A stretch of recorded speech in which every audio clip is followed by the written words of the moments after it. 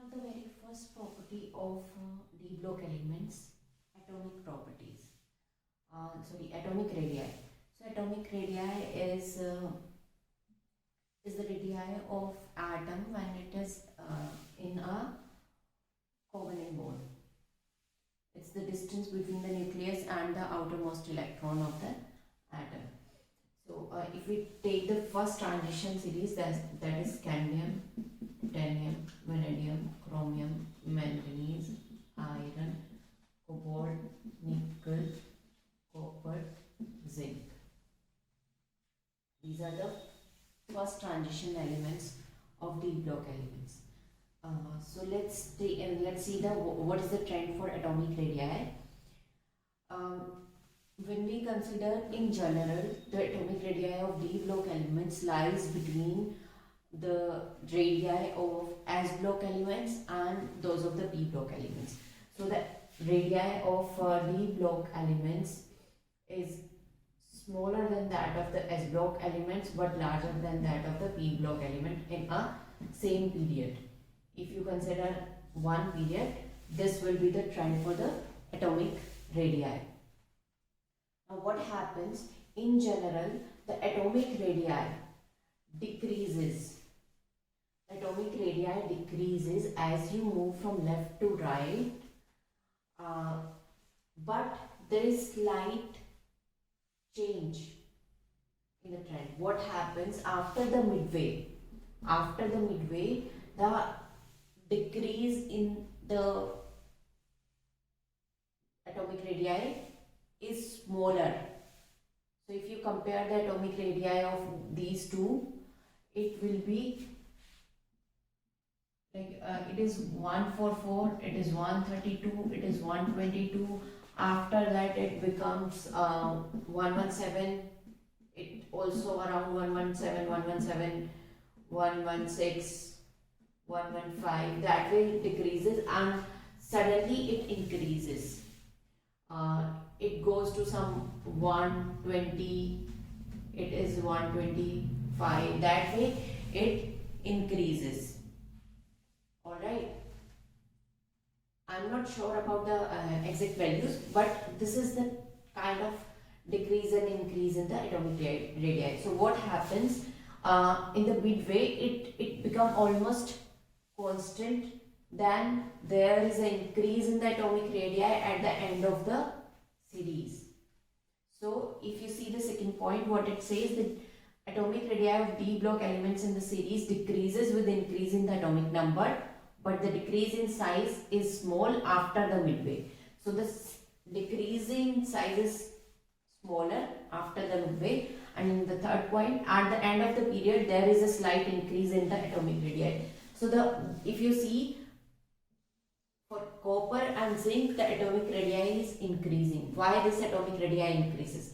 What happens when you add electrons in your penultimate shell, that is d subshell, after nickel, when you add one more electron, the repulsion, electron repulsion becomes greater than that of the attractive force due to the nucleus. Hence the electron cloud expands and resulting in the increase in the atomic radii. Now if you consider down the group, so in down the group, the trend is similar as that of the s block and p block elements. In d block element, the atomic radii also increases. Now there is one more radii, that is ionic radii. So for ionic radii, what happens? The trend is similar as that of the atomic radii, but when we are considering the ionic radii, the metal can exist in more than one oxidation state. So the ionic radii of different oxidation states will be different. Alright. Third point is ionic radii of transition metals are smaller. What it says is, when you consider the ionic radii of your s block elements or p block elements or d block elements, the ionic radii of d block metals, it is lesser than that of representative elements, that is S and P block combined. So if you consider the ionic radii in a period, the ionic radii of D block elements will be much more smaller as compared to the S and P block elements. So these are the trends for the D block elements, atomic radii and ionic radii.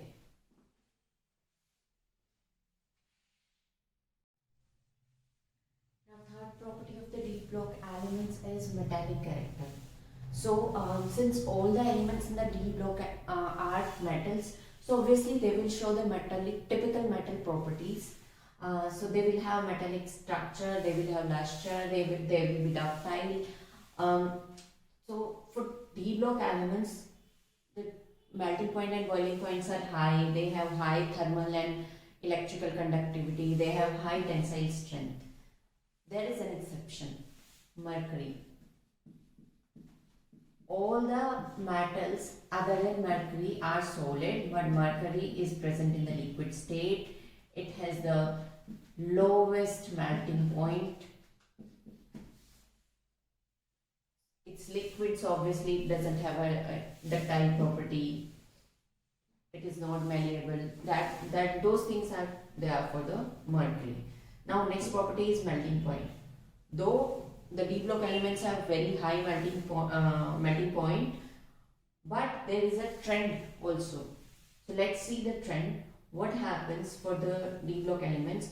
First, when you move along the period, for example, if you move from scandium to zinc, first there is an increase in the melting point and then there is a decrease in the melting point. So for the case of first transition series, when you start from scandium, a peak is reached when we reach chromium, and then there is a decrease in melting point as we move to zinc. So this way, in the first transition series, chromium has the highest melting point, and if you consider the whole D block, your tungsten have the highest melting point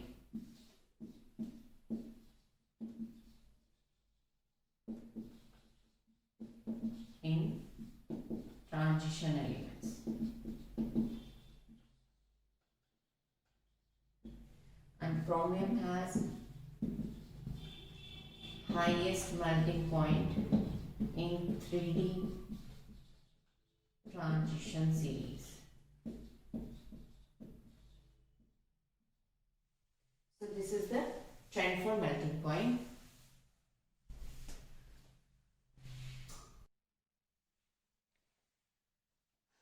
The fifth property is ionization enthalpy. So if we in general we see the ionization enthalpy of D block elements, it lies between that of the S and P block element.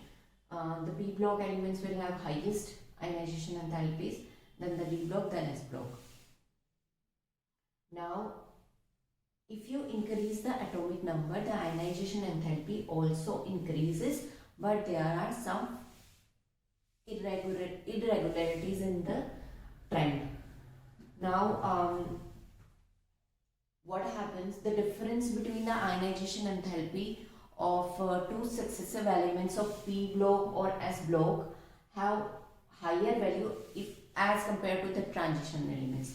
So the transition elements, if you consider two successive D block elements, the difference between the ionization enthalpy will be very less as compared to the difference between the successive S block elements or P block elements. Alright. Now the first ionization enthalpy of zinc, cadmium and mercury is very high, and the reason behind it is fully filled electronic configuration.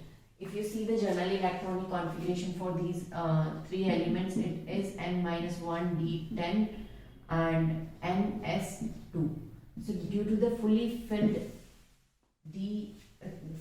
electronic configuration, the ionization enthalpy of these three elements is very high. Now if you move to the 5D transition series, what happens? The first ionization enthalpy of the 5D elements is much more as compared to the 3D and 4D. The reason is 5D transition elements have F block. So not F block, the F orbital. These 5D transition elements have F orbitals, and due to the very poor shielding effect of F orbital, the effective nuclear charge increases. Hence, the valence electrons are strongly bonded and the removal becomes hard. That's why the first ionization enthalpy of 5D elements is much more higher as that of the 3D or 4D series. Alright, we have already studied the shielding effect. S is the highest, then P, then D, and then F. The poor shielding effect of F orbitals results in the higher effective nuclear charge for the 5D transition elements, resulting in the higher first ionization enthalpy as compared to 3D and 4D elements.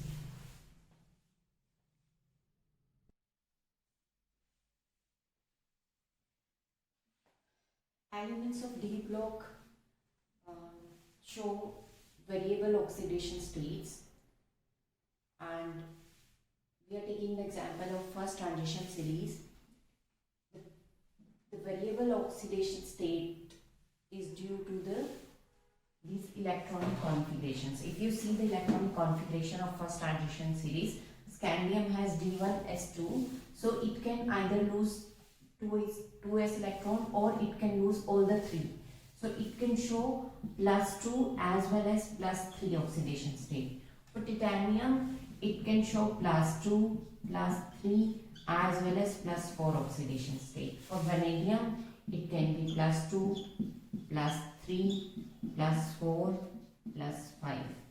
If you see the chromium can lose 1s electron, so it can also show +1 oxidation state, +2, +3, +4, +5 as well as +6 oxidation state. If you consider the case of manganese, it shows +2, +3, +4, +5, +6, +7 oxidation state. Now if you move towards iron, till magnesium the oxidation state is increasing, the number of different oxidation they can show is also increases, but as you move to the iron it decreases. The reason is the electrons these can lose are either the S electrons or the unpaired electron present in the D orbital. So if you see the case here, what it has, 2 electrons in the S block and 1 electron in the D. It will have 2 D electrons which are unpaired, 3 which are unpaired. Here it has 5 electrons which are unpaired in the D orbital. Similarly, manganese also have 5. But as you move to the iron, it will have only 4 electrons which are unpaired. So if you consider the D orbital, it will have 2 electrons which are paired and 4 electrons which are unpaired. So it can only lose these 4 electrons and 2 electrons from the S orbital. So it will show +2, +3, +4,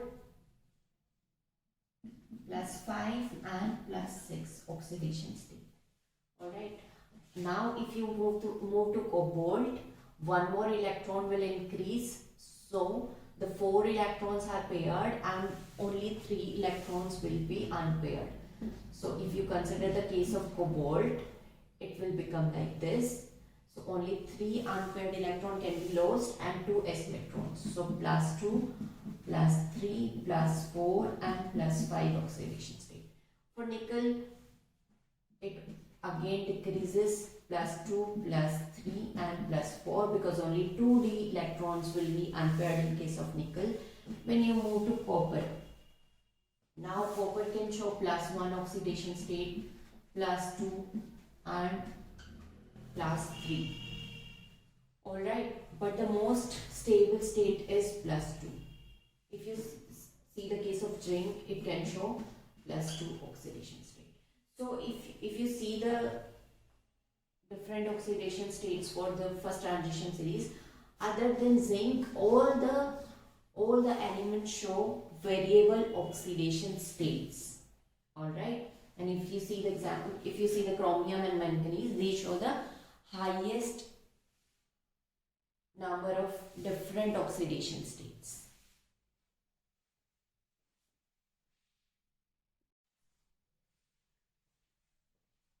The next property of deep lock elements is catalytic property. Most of the transition elements have catalytic behavior. They show the catalytic properties, and that is due to the variable oxidation states they have, and also they provide the large surface area for the absorption of reactants. Now there are a few examples. These two in combination is known as Ziegler-Natta catalyst, and Ziegler-Natta catalyst is used for the polymerization of ethane. This catalyst is used for polymerization of ethane. Vanadium oxide is used in the contact process. That process is conversion of SO2 into SO3. Alright. Iron is used in the Haber's process. What is Haber's process? Haber's process is the synthesis of ammonia from nitrogen and hydrogen gas. So for this, iron is used as a catalyst. Palladium for the hydrogenation of different hydrocarbons. Palladium is used. Copper for the oxidation of alcohol. So these are the very few common examples that you study. So this way, deep lock element shows catalytic behavior.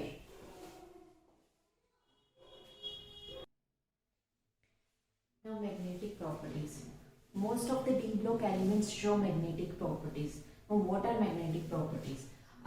Let's suppose we place our metal in a field, magnetic field with strength H.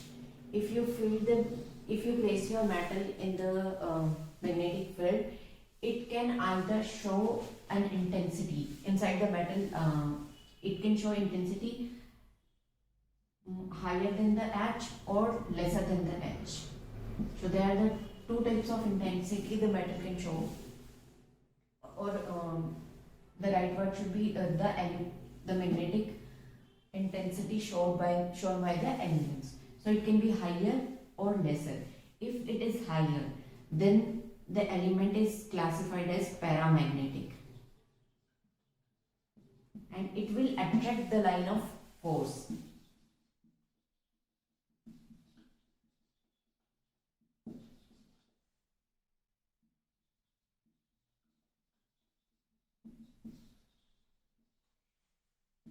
If the intensity of magnetic field inside the element is lesser than that of the magnetic field applied, then it is called as diamagnetic. And instead of attracting, it will repel the line of force. For the first transition elements, the magnetic field is only due to the spin of electrons. There is also due to orbitals, and there is also spin momentum. But in case of first transition element, the orbital effect is quenched because of the nearby electrons and atoms. So let's see the magnetic moment for first transition element. Mu is the symbol that is used to denote the magnetic field. So mu effective is equal to under root n into n plus 2. So here n is equal to the number of unpaired electrons.